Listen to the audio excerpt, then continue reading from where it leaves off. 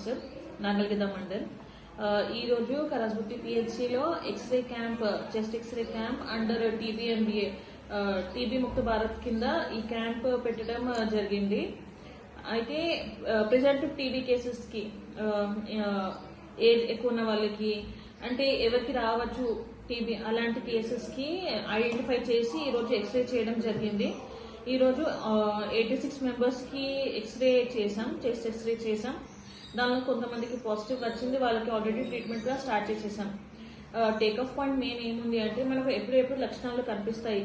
Cough ఎక్కువ ఉన్నప్పుడు, లేదంటే వెయిట్ తగ్గిపోతుంది, నైట్ లో జ్వరం వస్తుంది, నైట్ స్వెటింగ్స్ వస్తున్నాయి, తినబుద్ధి అవ్వట్లేదు, అలాంటి ఏదైనా లక్షణాలు ఉన్నాయి, టీబీ లక్షణాలు ఏదైనా ఉన్నాయి అంటే మీరు వెంటనే టెస్ట్ చేయించాలి. ఒకవేళ టెస్ట్ లో డిటెక్ట్ అవ్వట్లేదు అంటే ఎక్స్రే చేయించుకోవాలి.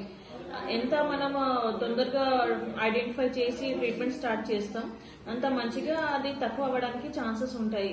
అయితే అందరికీ ఒకటే ఒక పాయింట్, ఈ కాలంలో కూడా చాలా మంది టీబీ అంటే భయపడతారు, కానీ అది క్యూరబుల్ డిసీజ్. దానికి క్యూర్ ఉంది. మెడిసిన్స్ టైం తీసుకుంటే అది మొత్తానికి మనం టీబీ ముక్త అవ్వచ్చు. సో తొందరగా డయాగ్నోస్ చేసి తొందరగా ట్రీట్మెంట్ తీసుకోండి.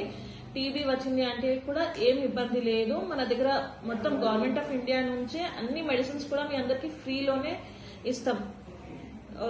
ఒకవేళ మీకు డిటెక్ట్ అయింది అంటే కూడా మీకు ఏం ఇబ్బంది ఉండదు ఫర్ ట్రీట్మెంట్. మంత్లీ మేము పిహెచ్సి నుంచే మీ అందరికి మెడిసిన్స్ కూడా ఫ్రీలో ఇస్తాం. టీబీ మెడిసిన్స్ అది గవర్నమెంట్ ఆఫ్ ఇండియా దగ్గర నుంచే వస్తాయి. అయితే ఏం భయం లేదు.